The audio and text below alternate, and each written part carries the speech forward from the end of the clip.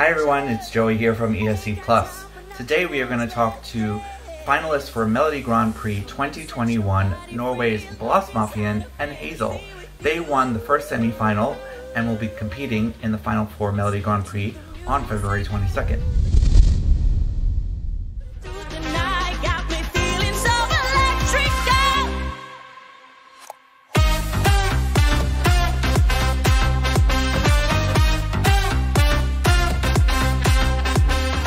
Of course, yeah, we are Blåsemafian, and this is Hazel, of course, and my name is Sigurd. I play the trombone and the sousaphone.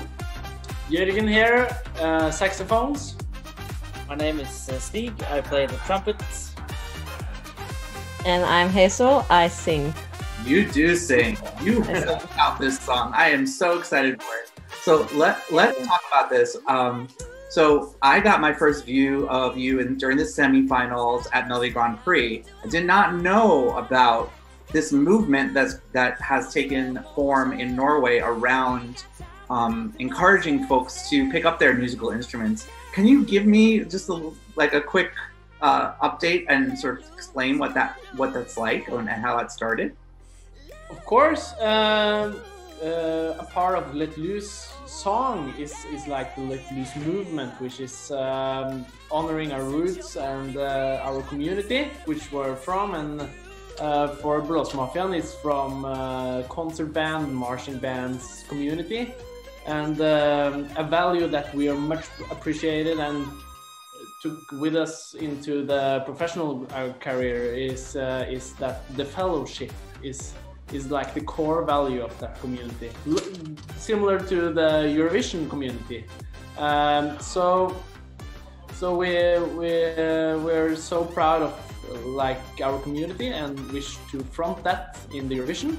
And yeah, many kids has got inspired by the movement, and we're uploading free sheets. We are. Yeah. To learn and the instruction videos to play Let Loose. And last now a huge choir which is called Soul Children, which have 200 choirs in Norway and 100 choir globally, are contributing with their members and as a part of the Let Loose movement. So this is kind of a huge thing for inspiring young children doing music. So hopefully we could show this in Rotterdam as well, and just bring the whole community together. Yeah, that sounds exciting. And it sounds like you've already put a little bit of the feelers out there on how, the instrumentation that you use, how that might sound with some of our very well-known Eurovision classics. I stumbled upon this Eurovision medley that you did for one of the Norwegian shows, and I really liked kind of what you were bringing. How did that come about?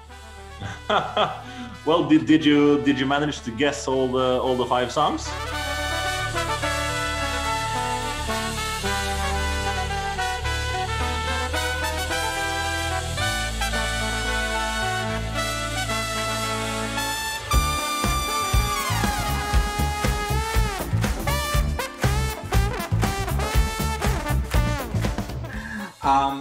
Yes, I did, but I can't remember them off the top of my head. But the first tricky ones. Certainly, as a big fan, I recognize all of the big Norwegian ones. But I have to say, if I'm going to be honest, those weren't the 5 that I would have chose. So. No, that's a long story of why we chose those particular songs. But no, it was a show called Beat for Beat, and they had this Melodi Grand Prix special. And they asked us to make a medley and contribute, and of course we did. And that kind of started the process in Melodi Grand Prix, because after that they said to us, you guys have a song for us which you could compete with in the Melodi Grand Prix. And of course, yeah, sure, we did, and we recorded Let Loose in 2019 with Hazel. And yeah, they liked it so much, so that's how it. I really loved hearing those Eurovision songs with your with your unique perspective and also the instrumentation. Now, this is a very important question. I was thinking about this. So now, are you guys familiar with the Icelandic entry from last year? Yeah, that was insane. Yes, we are. Yeah. That was huge crazy. hit in Norway. Yeah. The reason I bring this up is because, when that entry was making the rounds and everybody was really excited about it, it was a little bit of a laugh. They were also using instrumental, but they were kind of poking fun at the inability to have live instrumentation at Eurovision. So they were just making these weird fictitious instruments. And so I'm so curious as to what you thought of that as commentary on kind of what happens on the Eurovision stage. Yeah, and the Eurovision the concept needs at a certain point to like push its boundaries and like be something more, and maybe we two all together could do that this year, but we need to win the Norwegian final in order to like push the boundaries of the rules in the Eurovision. So we hope to like get a lot of votes also from the countries outside Norway, because on the 20th you can actually vote. Yeah. And we are, of course, playing live.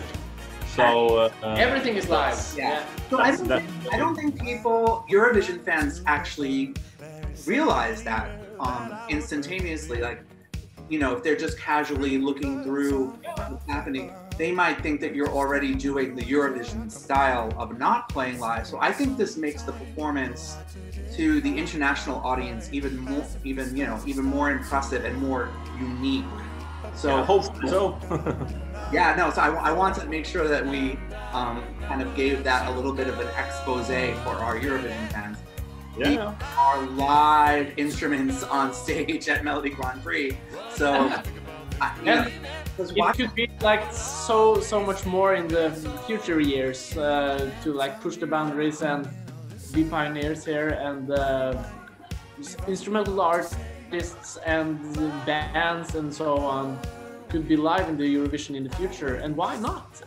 That's our question, and it has been answered, but we need to get to Rotterdam to prove that is possible. Yeah. It's exciting, and it makes the and I was watching it, I was like, how are they not out of breath from all of this?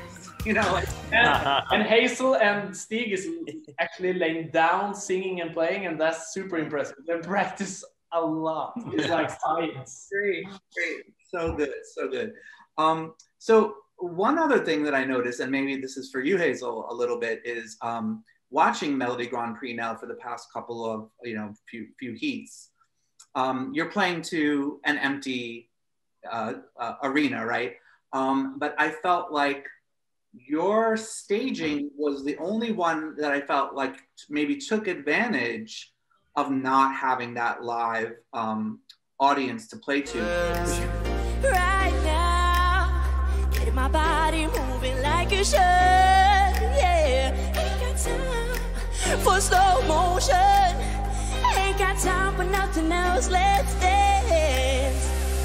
Come and set your body free, locked inside a fantasy with you. Because you could kind of do your own thing and kind of talk, sing to the wall in the very beginning, the opening shots. Like, it didn't matter that you weren't front, on stage, and I thought that was very clever. So I don't know if that was intentional or not. And Hazel, I'd love to hear kind of like how that very important moment where you kind of set the melody and the tone of the song before the instrumentation comes in. I feel like that was a very dramatic way of pulling in the audience. And how did it feel to do that? It felt like it was kind of weird in the beginning to like think that we weren't gonna have any audience, but at the same time it gave more opportunity to do stuff that has never been done before, that we could do like with the scene and be inside the room, and then I could only focus on the camera. I don't have to like focus on the people at home and the people in the audience.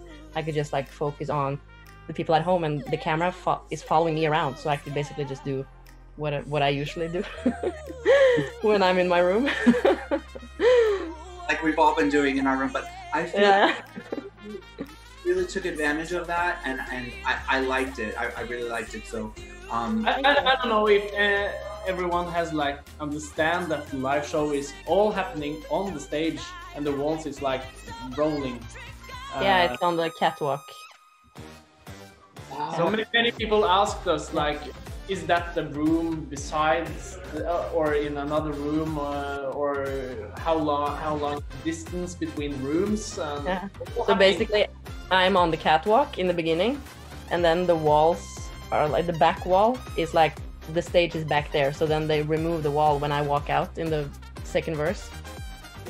Yes. I think I kind of because I so I yeah, love it. Very clever. Nice. Thanks. And then just wanted to hear from Stig on a very good friend of ESCplus is Adrian Jorgensen. I would be remiss if I didn't give him a big hello. But Stig, I know you had the chance to work with a former Melodi Grand Prix runner-up, Adrian. Are you guys friends, or how did that come around? Actually, I don't think I ever met him in person. Well, yeah, he's I worked on this one single, På vei. It's actually kind of a funny story. We had just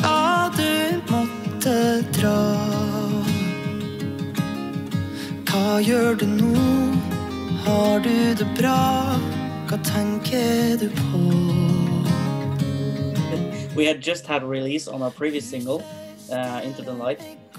I was having a huge hangover, and I got a telephone from his producer, and he was like, "Could you come? Are you in Oslo? Could you come in the studio like in half an hour?"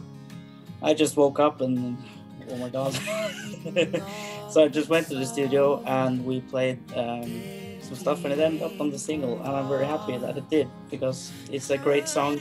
Adrian is a great artist of what he's doing. So yeah, hope to get to work more with him. Great. So.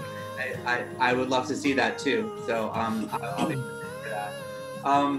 So lastly, before we kind of get going here, I have to know a little bit about the merchandise, because not only do I want, so there's some people out there that are going to order it after this.